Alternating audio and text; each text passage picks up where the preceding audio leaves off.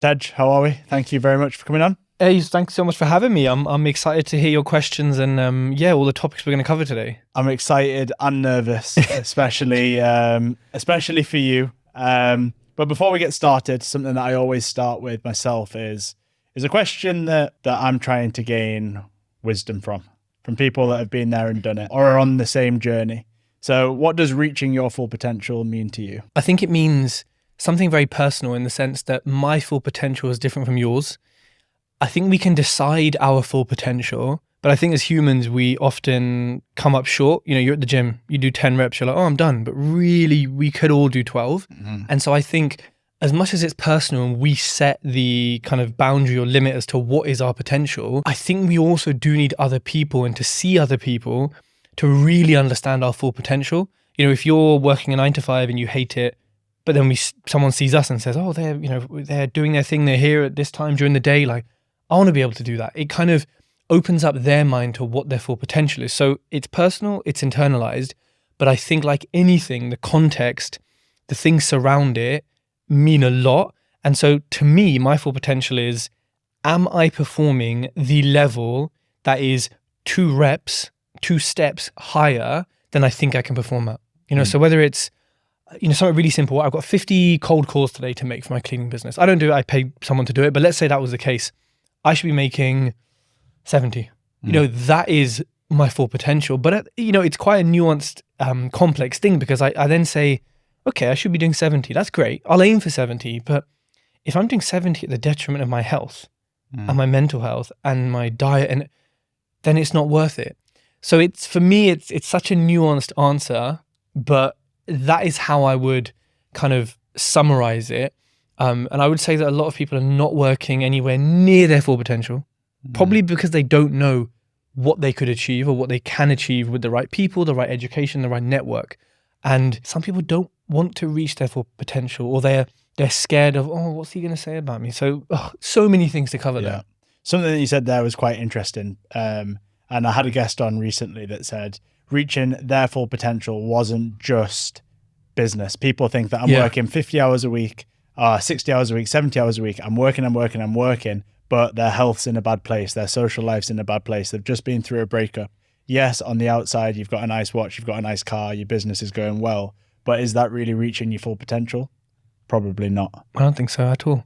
So yeah, that was interesting. Also, next, congratulations, 1 million downloads. Thank you. It should be 10 times that, but I've been slacking. So a question that I think maybe be valuable to some people that are starting a podcast, because I didn't have to look back far in your content on Instagram to see that you should not start a podcast in 2024. Good timing, and as someone that was only 4 episodes in, do you think the right way to start a podcast is, it's a long form piece of content, right? But a lot of your podcasts I've noticed are like 15 minutes, 20 minutes, 25 minutes, much more digestible.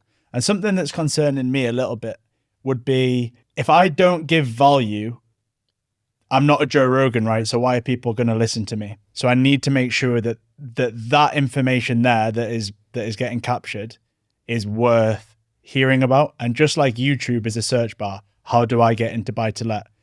I think that my podcasts need to be the same. So when I finish this and we clip it up, it's me and Tej spoke about this is how it can help you. Mm-hmm. But what about those people that are doing, 60 minutes, 70 minutes, 90-minute podcasts that are not that? How's your, what do you think about that? I think as long as you're not waffling for 60 minutes or 90 minutes, I think it's okay. When I listen to podcasts, for me, the issue with a lot of 15-minute podcasts, especially the American ones, you got 5 minutes of selling athletic greens and whatever other bullshit, right? Like eat your fruit and veg, like stop powdering it up. Like there's so many reasons why it's not going to benefit you. And then they get into it, and the last 4 minutes are sign up to my whatever. So for me, a lot of the shorter form podcasts don't deliver because they have their pre and post amble, which they have to do for whatever reason on it. I like long form podcasts, and I'll listen to it in gaps. So when I'm like preparing my lunch, say it's like 15, 20 minutes, I'll have a podcast on. If I'm, same with breakfast, if I'm having a quick walk around the block, I'll put something on. And it could take me 2 days to get through one podcast. Yeah. And that's fine. But the only reason is because they've hooked me into it. If I don't want to listen to it, it's gone. It doesn't even get mentioned. If I like it, Yeah. I'm texting friends about it. I'm putting on my story. I'm telling people about it. So I think long form content definitely works because people still commute. Average commute in London, 40 minutes. It's probably longer with delays. So ideally, your podcast, you want to get someone from home to work. You know, you want to get someone from the drive, for, like me coming here. You want to get someone, you know, for the majority of that average journey. And if they do have a shorter journey, cool. They'll listen to it on a 15-minute walk today and then the rest tomorrow. So I think a lot of this comes from data and understanding general customers' behavior and asking yourself the question, how do I listen? How do I consume? And is that built for, like, am I building it for someone like me to listen to and for my ideal audience to listen to? So mine are shorter because often they're taken from like solo YouTube videos I do, which they need to be shorter. Whereas if I'm interviewing, they will always be 40 to 60 minutes, maybe a little bit longer. So I think it's nice to kind of pepper in the short stuff, but have longer bits as well. And I'm always testing, you know, every year trends change, what people want changes. So I'm always experimenting. Yeah, that's what I was going to ask, because I think it's becoming cool now to learn. I think a few years ago, 5 years ago, I mean, I was sitting in the sauna the other day with someone that was a little bit on the rougher side. And he was basically telling me that, you know, he listens to Andrew Huberman, and Andrew Huberman tells me that I should do cold plunge and sauna. And I'm sitting there thinking, I know I've been listening to Andrew Huberman for ages. But now with podcasts and the long form content, I think it's all of a sudden being cool to look after your health and to learn and to get into these type of things. But I think also we're just consuming over the last few years so much short form content. And I don't know about you, but I'm also getting a little bit sick of it, and I'm going back to the long form content for sure. Yeah, I think that's probably going to be the trend this year. And I've heard like people who are big on YouTube say, even though shorts and reels are so important for engagement and for your profile, they are seeing trends towards the longer form content. And we should, like, this whole, I think it was TikTok's fault and like lockdown, but it just, the dopamine hit, the kind of being programmed, addicted to these things is what they want for various reasons. And so as humans, like, we shouldn't be doing that. We're not really designed for that. Like that constant hits of dopamine, serotonin, and everything. And like, no, it should be, let me, you know, chill, listen to someone for 45 minutes, for an hour, and just kind of change the pace of how we consume things, for sure. How do you think someone like me, or someone that's earlier on in their journey, when they don't have as much of a following, can punch above their weight? Good question. So, you know, one, and this applies to networking, business, anything, is become a person of value. So obviously you're interviewing someone. So as much as people might, you're going to come here for the guest, you know, over time, they are listening to you. They are wanting you to drop things in about your life. They are wanting to hear how you ask questions and are you asking the right questions? Some podcast hosts, as I said in my reel, fucking idiots. Like, they're so dense. They ask a question and they say, oh, yeah. So did you do this? And I'm like, but you just asked that. So like, and yet they still grow. Because as we both know, you can be shallow and have no substance, but still grow in the world. Because if you look at who has the most followers on Instagram, it's not people who really change the world. It's shallow, substanceless people or things. And so if you really want to become a person of value, you have to give value and you have to extract value from your guests. Like, people should come on here and learn something different about me. They should learn something unique about whatever we're talking about. Like, that is how you extract value, whilst not, I mean, you're still doing something, but you're not having to give it. You're having to extract it. And then you have to post a lot. If you post one podcast every day, cool, do it. But you also then have to have a social media brand to push people to the podcast, because a podcast is a one-way thing. YouTube is slightly different, but the audio podcast is one way. There's no comments, there's no likes, nothing. So there's a lot in the ecosystem around a podcast that has to go into it. But, you know, I found one of the single biggest things is just simply posting more good quality stuff. Chris Williamson said on a recent podcast that he has to get comfortable, and he has made a living out of being the most stupid person in the room. And that comes back to the extracting of information, right? My job is just to facilitate and to learn. And eventually in 10, 15, 20 years, you'll have gained enough value to then be able to regurgitate it and give it back out. And I saw a post that you did recently, which was on LinkedIn, I think it was, where it was, business these days is literally just recycling other people's comments and knowledge and and models, right? We don't have to reinvent the wheel. In fact, reinventing the wheel is very difficult. I don't think there's an industry out there that's not saturated. So it's about how can we stand out in such an industry. Yeah, definitely. And I think, when the more and more content you listen to, and you'll see this as well, like everyone, if you pick 4 or 5 business influencers and you really analyze their content, use some AI to analyze it, make your life easier, you will see that generally speaking, it's the same tips, because the same tips have generally always worked in business. Obviously, tech, social media evolves, but the core tenets of how to be a good person, how to live a healthy life, I mean, that changes with science, but like how to run a business and how to grow it and scale it, and all these tips are the same. Like no one person is saying anything unique. We're just saying it in a different way, and people might hate me and like you, and vice versa. And then therefore they'll go to whoever they choose. But we're not saying anything exclusive. And this also leads me to a point on morality and ethics. People choose to follow certain people. And I'm like, okay, they're a great businessman. Okay, they've also got like 101 felonies against them. You can guess what I'm talking about. Sexual assault, tax avoidance, etc. And I'm like, yeah, but he's saying the same stuff as him and him and him. So why don't we follow the people that our morals and ethics actually align with and their business stuff we like? We're going to get into deal sourcing and deal packaging. Can't wait.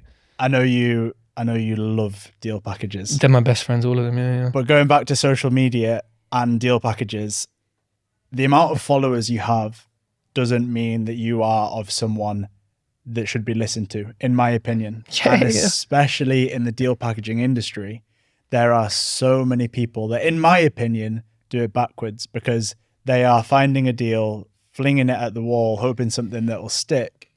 And we can go into, education providers, whose fault is it, the fact that it's unregulated. But certainly it's one of those industries that I think is far too easy to get into. Yeah, for sure.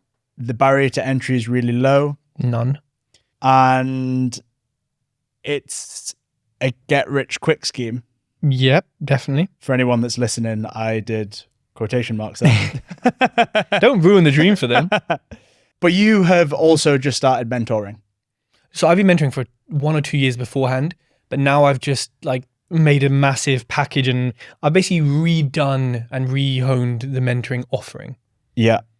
So let's dive into that, because what are you offering that another education provider is not? 2 key things. One, show me someone who bought 15 properties in 9 months, 200 miles away from home, raised just under £1 million to do it. Also, show me someone who has receipts. I got receipts on my Instagram stories, on my Instagram highlights, and my posts on my phone right now. I'll show bank statements. I'll show everything. If I make a statement, I'll back it up. Every single other, let's say major player, I don't follow everyone. Yeah. Or keep an eye on them. There's no receipts. They'll start projects. And you're like, oh, cool, that's project whatever, 6. And then a few weeks, 3 months later, you're like, where's that project gone? I thought you had a project. And then, onto the net. And then you see the start. You see that I've bought a project, but you don't see the finishing of it. You don't see the duration of it. You don't see, did you get the end value you wanted? Did it sell?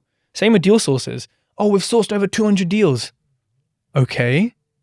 And were they good? What was the outcome of this deal?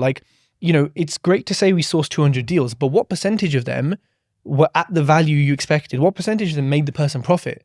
What percentage was the refurb correct? So I can say 1,000,001 things I offer differently, but people haven't done that like I've done it and documented every single fucking step, including the times builders have absolutely made a mockery of me.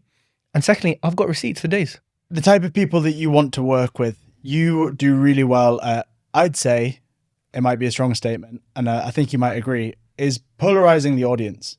And I think you probably do that the same thing with your mentees, which makes your life a hell of a lot easier, because they're coming in knowing exactly what to expect and exactly who you're working with. So you're obviously brilliant at polarizing the audience. And I've started working with a sales and marketing mentor, and he said that it's a brilliant strategy for growth, but it's also a brilliant strategy for telling people up front who's not right to work with you.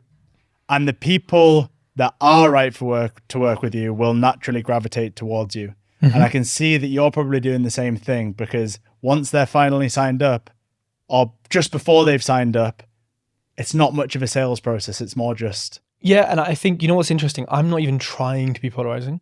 Like, I'm just one of few people who will share my opinion. And if my opinion is strong, then so be it. But I have strong opinions loosely held. If deal sources tomorrow change and something else, you know, if pigs start flying, I'll say, okay, pigs can fly. Cool. I believe it. Right now, I strongly believe they can't. But I will change that if there's evidence to say otherwise, right? And that's because I study biochemistry, so my mind works scientifically. I think being polarizing does work, as we've seen Andrew Tate, etc., other people. But genuinely, people say this to me and I think, oh, okay. I just say it as it is, which I think British culture is not to do that. It's just to keep it to yourself, not complain. The food's cold, say nothing. But I'm like, I'm just telling you how it is. So yes, the sales process is definitely easier because I say to my mentees, are you really ready for this? Because I will cuss you if you're not doing what you should be doing. But if you're doing really well, then cool, we're gonna be flying. So it absolutely works. It filters people out. I don't get bullshit. Obviously there's time wasters, but you know, it's a lot less than it would be if I was happy dappy and on the fence all the time. Yeah, I don't think you're polarizing. I think you're honest. Before I started deal packaging, I thought you were polarizing. You didn't tell me you were a deal sourcer before I came on the podcast. Before I started deal packaging, I thought you were polarizing. But then I realized the more I got into it, how many cowboys there are. And now my content is heavily based around calling people out as well. Yeah. Because transparency for me is the most important thing. And that's worked well for me so far. I wonder where you get your confidence from. Have you always had that ability to be in front of the camera and just talk? Or is it something you've had to learn as you've got older and matured? A weird one. When I was younger, I was definitely like a lot more introverted. I was very like angry. I wouldn't be a clear communicator. I was very quiet. So very much the total opposite of what I am now. Don't get me wrong. When I'm at home, like my wife always says like, oh, is Tej Talks coming out today? I'm like, yeah. You know, it's like, it is me, but also when I'm at home and in my sort of super deep, comfortable space, I am still very quiet and introverted and like need time away from people. But if you call me and say we're going out, I'm coming. You know, I can switch very easily. You're a dancer, aren't you? I am a dancer. Yeah, I used to do it professionally, and so my confidence has come from the single best piece of advice, the single thing that means I'm a good public speaker, good in front of camera, whatever, is I don't give a shit what anyone thinks. Now, I want your feedback. I want your critique. I want to get better. But I just don't care about your opinion of me unless it's constructive. And so if I can walk around and not care, not in a flippant way, not in a rude way, but just in the sense that like, if I go on stage, I'm not concerned that that person looks bored or like, oh, what are they going to think about me? Or, you know, like so many people just have this, what's my auntie going to think if I post a video? What's that going to say? Oh, what if the... And I'm just like, I'm here to deliver what I'm here to deliver. I'm here for a reason. You're listening for a reason. Therefore, I don't care. And so was it learned? You know what? I actually don't know where it came from. But at some point, I just switched into not giving a shit, being free, and it happened. I think doing is what... Yeah, practice makes perfect. People say I can't do it, but they haven't done it. Like you've got to do it to be able to do it. And my content 6 weeks ago was awful and it's still awful, but it's getting 6 weeks. It's 6 weeks better than it was. And my first podcast was awful. My fourth one was better than the first one. But people will not let themselves get to that point first. They're so held back by their own beliefs, their fear, their what ifs. It's nonsense. It's all in your head. Like how many times really is someone judging you? They got better shit to do. They got, you know, like people need to get out of their own heads and just be. I've seen you comment quite a lot on a certain influencer's page or a certain business owner, Alex Hormozy. Yes. I don't know if you're a fanboy. I'm trying to just get his followers to follow me. Yeah. That's pure tactics. That is literally tactics. I'm nothing else to that. I do love his stuff. Yeah. But there is just a tactic as well. I was going to say, what do you love about him in particular? I do like that he is honest, or at least as far as we know, that he genuinely doesn't really have anything to sell. He wants to buy your business if you're of a certain size. His books are amazing. I think the little minion army who follow his books because they're in my DMs, you know, oh, I can do your copywriting for you, but I don't have a portfolio. I can do your thumbnails, but I don't. It's like, bro, why are you like, what's this? So a lot of people, as with anything, read his books and they don't implement properly. But his content's amazing. The books, he basically gives them away for free, like on his website. His reels are great. The stuff he talks about is great. He makes a lot of sense, and he's quite no nonsense and a bit emotionless in a kind of logical, here's a problem, let's solve it, let's get through it. Yeah. I think he has a lot of wisdom, to be fair. And he's obviously in incredible shape. So, I mean, there's just the whole package there. Yeah. So I want to try and give some value to people that are listening that maybe want to go on a similar journey to you in terms of building a property portfolio. I know people pay thousands for this information, but if there's something that someone wants to do tomorrow, let's say you're a complete beginner, you managed to raise £900,000. Let's say someone wants to go out tomorrow and give themselves 90 days from complete beginner to raise £100,000. What are you doing? Okay, so raising finance specifically. I mean, look, there is a huge disclaimer, which is you need to be educated, you need to read books, you need to be networking, you need to be getting some education, all that stuff I'm going to just caveat to the side. But the core steps are, one, telling every single person what you do. Every single person you meet in any capacity, postman, someone at the gym, people you meet at the bar, people you're on a flight with, tell everyone what you do. And it's very easy. You're at the water cooler. Oh, hey, Yusuf, how was your weekend? What do we say in England? Yeah, it was all right, mate. How was yours? Ugh, so boring, waste of time. Actually, I'm really tired, I was on Rightmove like the whole weekend looking for property deals and, speaking to potential investors because I give 8% return. Anyways, how was your weekend? Plant this seed every single day for 90 days. Every single day, set a KPI, talk to 5 new people about property. And I don't mean sell to them. Will you invest in me? No. Just, I do property. Drop it in. Keep doing that for 90 days. Go to places like, these members clubs when they have open days, flying clubs, golf clubs, nice gyms, nice bars. Get yourself into spaces where you're going to be surrounded by the kind of people you want to talk to with money and build a brand. And keep doing this and keep following up. Have an investor pack. Keep going. If you have a deal, it helps, but if not, that's fine. And eventually by 90 days, you will have spoken to 5 times 90 people? The problem is for me, I think that when you've come off a course, you all get told the exact same thing. And that is, I help busy professionals build property portfolios. Fucking boring. But we've all done it, including me, until I started working with someone that completely changed the mindset. I wasn't to know any better. Of course. And when you're in the Facebook groups, it's very toxic. But they're all what we would call time wasters and sophisticated investors. And the problem is with sophisticated investors, they want all money out deals. They want ridiculous BRRs. They want 50% return on a flip. That sounds like me. You are a sophisticated investor, right? Because you know that you can get better. But the problem is that when you're going to property networking events, which is where people are going to find investors, they wonder why they're not getting investors. But that's because these sophisticated investors are probably not going to want to pay you like a reservation fee. They're probably not going to want to even look at a buy-to-let that's not BRR. Yep. So then I had to get out of that mindset and go, right, well, who is my audience? Because my audience are not hanging around at property events. My audience don't even know that they're property investors yet. Yep. I just know they can be molded. Do you know what I mean? Yeah, you want people who have money who want to buy property. Exactly, yeah. But they're not hanging around at a PIN event or... Oh, they're so boring. So in a world that we're like inundated with information at our fingertips, especially when the algorithm's in play, how do we know the source of information we're consuming can be trusted? We don't. Simple as that. We don't know it for politics. We don't know it for acts of violence. We don't know it for property information. We genuinely don't know, especially with deep fakes and AI avatars. Like, it's, when you really look into it, it's like, okay, this, like, you really don't know, right? That's the truest answer I can give. When you're looking at, let's say you're looking at some education with someone, you're looking at 3 tips to raise finance. How do you know that that person is the one to follow out of all of them?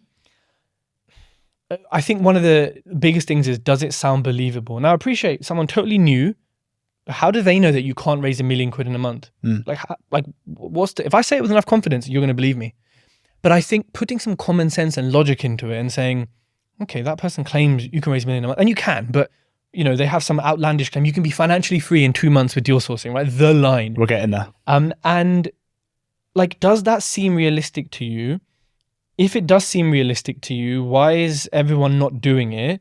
where are the real success stories? But there's a lot of trainers out there, and I know this from various sources, who pay people to say things, who coerce people, who lie, and so really my answer, I'm kind of going in a circle here, goes back to the fact that you don't. But going back to what I said earlier, receipts. If you want training from someone, or if you want to invest money with you, but look at your deals. Okay, show me your last 3 deals. And how many of the deals before actually did the comparables come in the same? Cool. And how often was the refurb within 10% accuracy? Cool. Those are your receipts as a deal packager. I want to see those. Same with me. Tej, you said that flip made 40 grand profit. Can you show me the bank statement?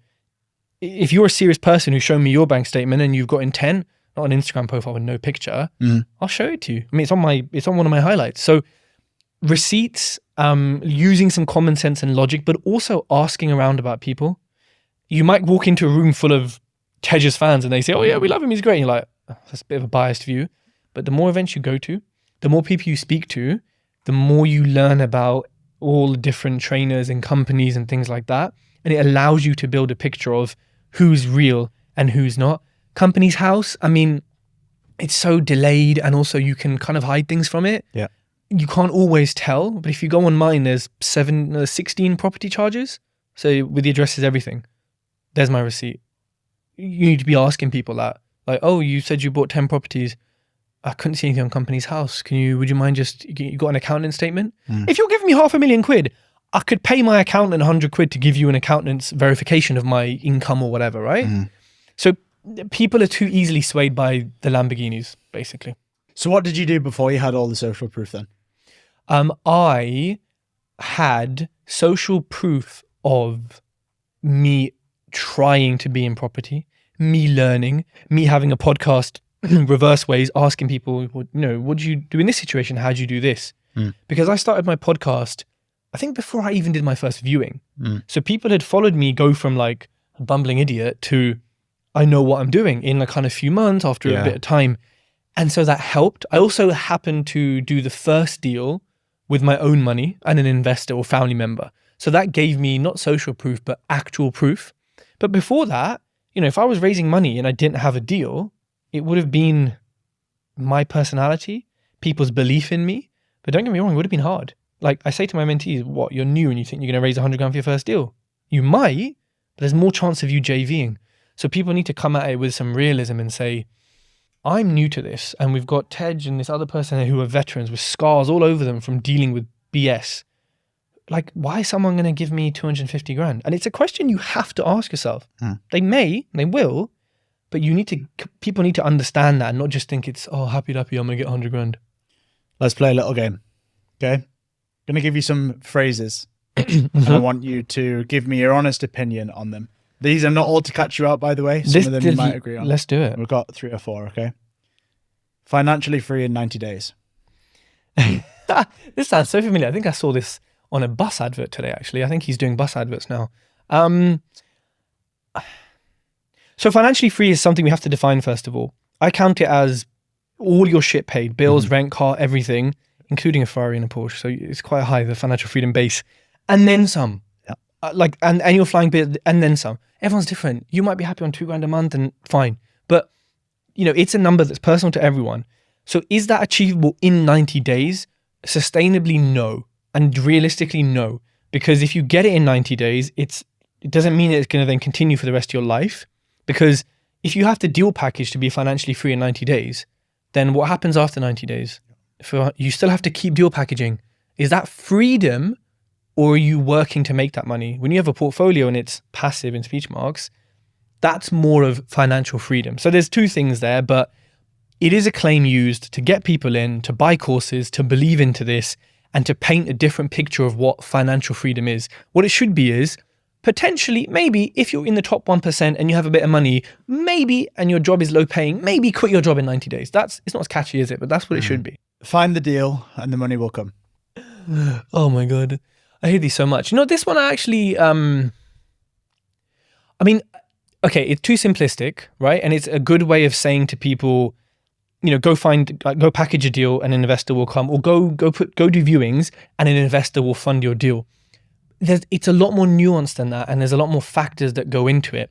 I will say though, when you have a deal and you have a deal pack and it's tangible, people are way more interested in investing, like fact, because they're like, okay, I see the deal, not just, you want my money for what exactly? So there is definitely truth to it, and it definitely helps. I think as a deal packager and as looking for investment, it helps to have a tangible product to attract people. But it's not as simple as that, because if you're a dick or you're uninvestable or the deal is shit, the money ain't coming. Yeah. And the thing is, me and you have heard these phrases so much, but I hadn't until I went on to the property courses.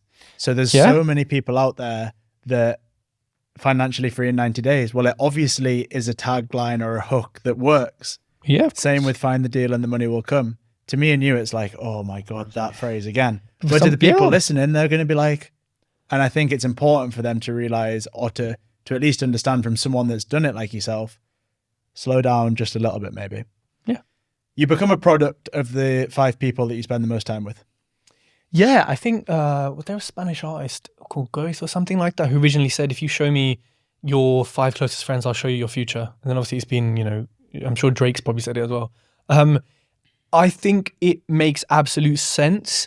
If you hang around with the technical term waste men who aren't doing anything, who aren't really getting anywhere, who are just like happy plodding along, but you have this vision of becoming a millionaire, first person to go to university, whatever, but your environment is, why are you doing that? You know, come to the pub on Friday. Oh, what are you doing that? Let's go play football. Why are you always working, man? Like, just, like you're in your head, you're going to be like, okay, when there's 5 of them telling you this. So you are absolutely a product of of your network. And that's why it's so important that people go networking. You expand your circles, you make new friends. Like the people you are around influence you massively. And then they'll reach a point where you'll say, like, cool, I've got my circle, got my friends. I now need another higher circle. Yeah. Doesn't mean you ditch them, but it means you get yourself into higher circles if you want to keep evolving. So 100% agree with that. Yeah, but Tej as well, I think some people, a lot of people do not want to be an entrepreneur. And when Which is great. Yeah, and it's absolutely great. And the worst thing, and what I don't like seeing, is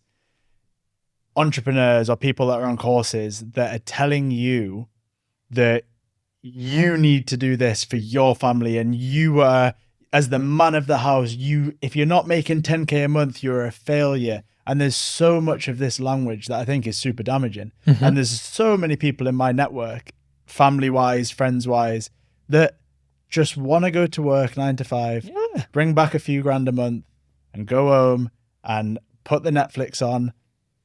And for me, happy days, because not everybody wants to, or even has the capability to, or the drive to make it work. And I think broadening the time scales, things started to change for me when I stopped looking at things from a 6-month perspective. Where am I going to be in 6 months? I now look at it for 5 years. So if I start making the right decisions today with an outlook of 5 years, I stop making such rush decisions. Because if you have to do something, then you start making bold calls that very rarely pay off. Whereas if you just get to do something and you're like, right, I'm going to make this decision, I've got time to think about it, and I'm going to be strategic about how I do this, and I'm going to get my content right, then you start making better plays. And that's really helped me, instead of being, right, well, I've got a kid on the way, which I do. Congratulations. I've got a kid on the way, so I have to be making this figure. But I just took all that pressure off, and then all of a sudden things started working better for me. 10K a month in 30 minutes a day, deal packaging. I thought you were going to say 10K a day keeps the doctor away. No. 10K a month in 30 minutes a day. So you need 30 minutes a day to make 10K a month through deal packaging. Heavy eye rolls. I feel like I've heard that one before specifically as well. Yeah, whoever you are, I'm going to go home and I'm going to find who you are. And do nothing with it. I'm just going to laugh. Make it real. Yeah, make it real. Okay.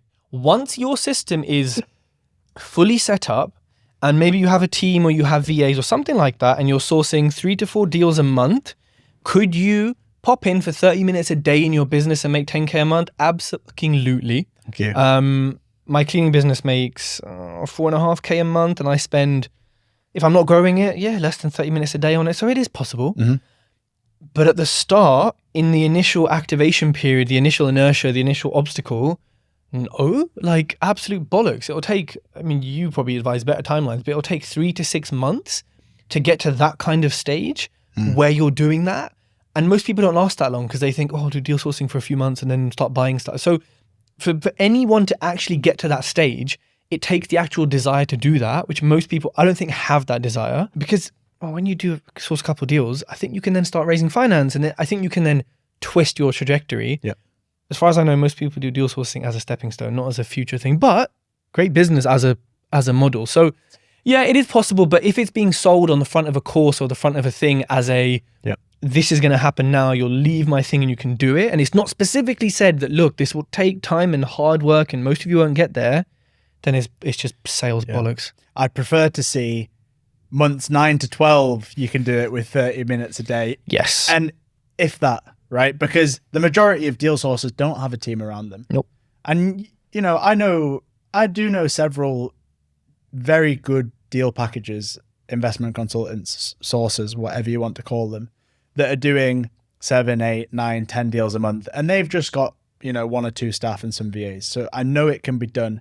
But the reality is that 99% of people in the room at a course are not going to be making 10K a month within 90 days. And it's not 10K of profit, that's turnover. I appreciate your costs are, you know, low, but it's turnover, and turnover is just for vanity. Moving on, there's a lot of slagging off of buy-to-lets at the minute since rates have gone up. I know they're coming down. And you built a portfolio of single lets, right? Mm-hmm. 2 service accommodations, but yeah, single lets. Service accommodation, but mostly single lets. Where do you think we stand on buy-to-lets today? And are they still a good investment for the passive investor? It's a tricky one because rates are so high and because prices are still kind of where they're at and action and interest is still, you know, fairly high. It is very tricky to get a deal like I was getting. All it means is now you're leaving in more money and you are making slightly less a month. But like back then, I went on 5-year fixes, which are great because my rents go up. I don't put them up, but when someone leaves, they go up. So my mortgages are tiny because they're on the old rates, but the rent's high. Now I'd be advising my mentees, maybe you should be doing 2-year fix, maybe even a tracker, because we're not in a good position right now, but we could be. And I don't want you to miss out on that because of early redemption charges and fees. So don't lock yourself into 5 years like I did because it made sense then. So, and obviously we can't predict the future. So buy-to-lets are still a good investment, and that's subjective. Good is subjective. Are they as good as they used to be? I don't think so. But then what does that mean? Okay, maybe we should look at single lets with legal issues. Maybe we should look at HMOs. Maybe we should look at build to rent. That's the top of the triangle. But, you know, maybe do rent to rents for a little bit. You know, maybe consider doing buy-to-lets only blocks of flats, only portfolios that you can add value to. You know, maybe... And I'm doing this heavily now, but for a different reason. Maybe you just look at flips, you know, because buy-to-lets are great. Tenants are great. I love you guys most of the time, but there's still a lot of like stuff. Whereas if I can do a flip and make 30 grand a year conservatively from one flip, or it's not from a year, but from one flip, isn't that not the most passive income? Because yeah, I spend 2-3 months doing the bloody thing and whatever, but then I've got 30 grand here. Now, I'm not an idiot. I could just split that by 12 and that gives me income from a year, for a year. Yes, I don't get capital appreciation. Yes, blah, blah, blah. But, you know, I always see people's minds seem to just be blown by it when I say, yeah, but you're not an idiot financially. So if you got that flip profit, why don't you just pay yourself monthly and keep doing flips? Now, there is obviously the long-term argument and the capital appreciation, but there is an argument there that, okay, well, when the market becomes like this, why aren't we flipping? Yeah, I agree.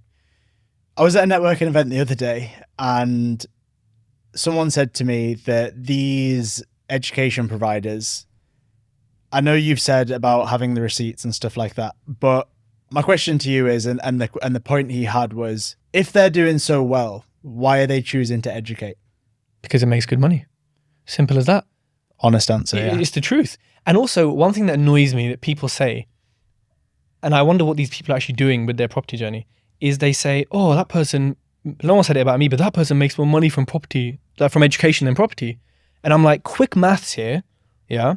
If you have 20 buy-to-lets at 300 quid a month, or you can sell a couple of courses a month and a bit of mentorship, like, it's context. Like, if you're a graphic designer in property, you're getting paid this much, right?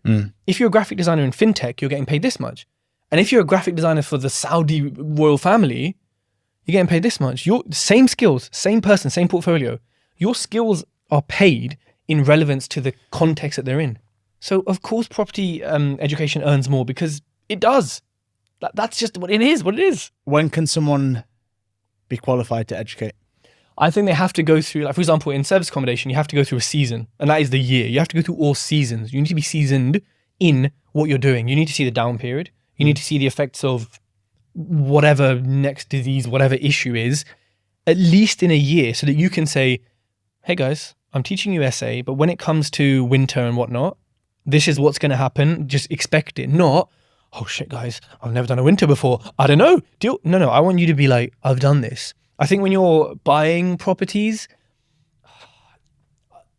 I would say 5 is probably the minimum for me to sort of have bought and sold to be teaching, because at 5, you're going to be relatable to people who have 0, a lot more than if you have 50, right?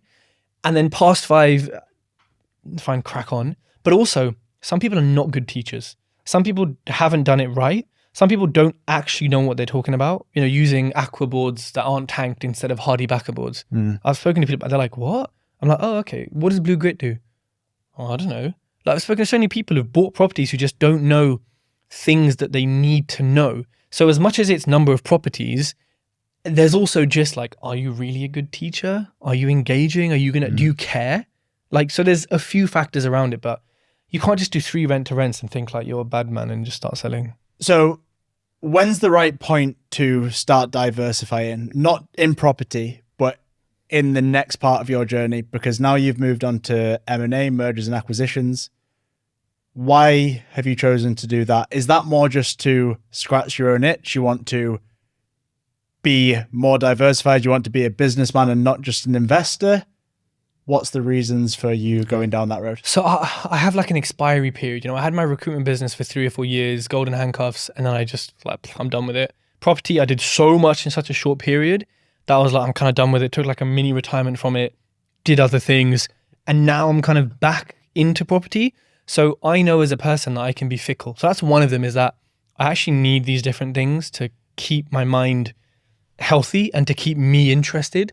I was always going to set up a food business, which I'm buying now, should be completed in a few weeks. So it made sense to buy one instead of setting it up because it's such a good deal. The cleaning business was just a great deal. But as I was sort of taking a break from property, I thought, I want other businesses. Like you said, I want to diversify. I want cash flow. I want some staff. I want to build a culture. I want to just do things that I haven't done in property or I have no interest in doing in property. So for me, it was driven by the emotion of passion, interest, things like that. But also in the back of my head, like, let's get more income streams. Is money the root of all evil? No, I think power and ego are the root of all evil. But money is interlinked with that because money gives power, money takes away power. And it's so intrinsic. I think money can be the currency of evil because people do things in the world and to people and to other humans and animals or whatever for money, but then the pretext is for the power that the money gives you. Yeah. So there's a lot in it, but I don't think like having a lot of money makes you a bad person or, I think it just reveals who you really are. A bit like alcohol. It takes away the inhibitions. Yeah, 100% agree. Money for me, it's not a bad thing to be motivated by money, like you say, but it's what you can do with money that can change you. Money doesn't change you. It's what you can do with the money that changes you. I just want to go back to the start a little bit. You've been known for so many things. I mean, I think you've trademarked the color yellow. No one in property takes yellow. You're right, actually. I haven't seen any. Yeah. Nobody takes yellow because it's like, well, Tej just got that. Because then I'll just call it out my story. You kind of went branding, you went for property, you've done buy-to-lets, you've done flips, you're doing mergers and acquisitions. You've done it all in a pretty quick space of time. But for the people that's listening, do we want to be portraying that this can be done as quick, right? Because you have been doing this full time for a long time, okay? Whereas a lot of other people might be in a job, working a 9 to 5, slowly get out, start to replace their income.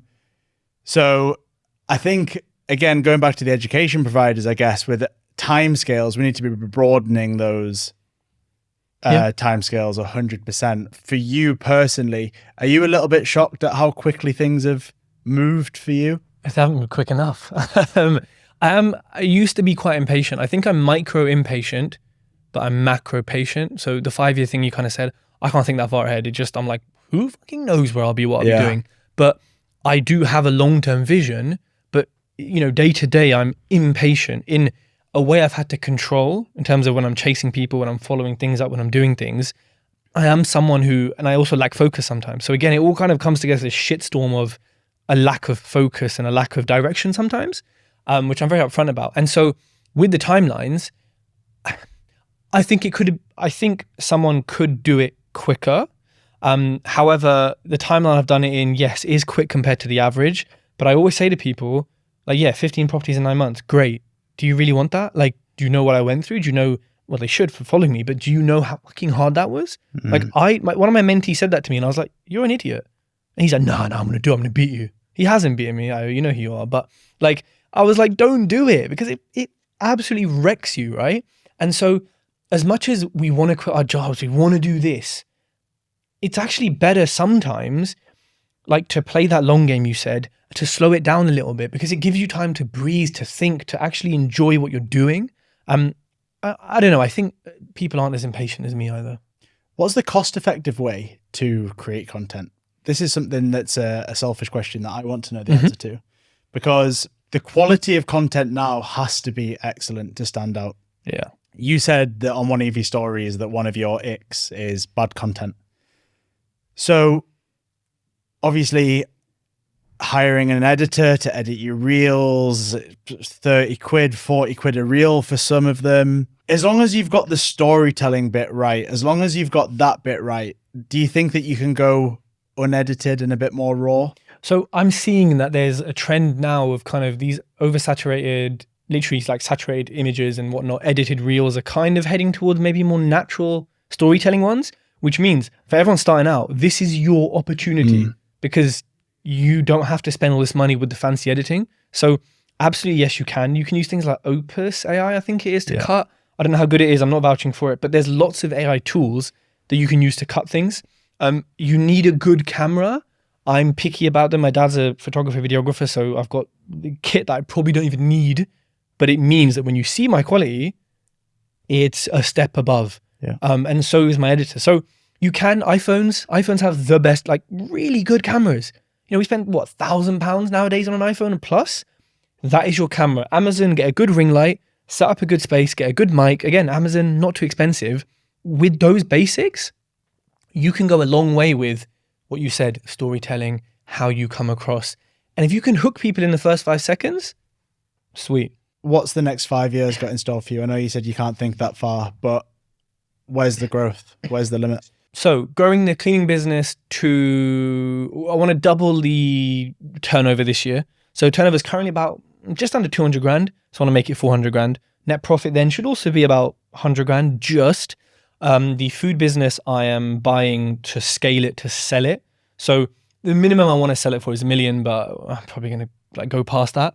Currently, we need to 10x it to get it to that kind of level. So those are my big, I am focused as fuck on those this year. Also the mentorship, I've got 7 or 6 more spaces at the time of filming this.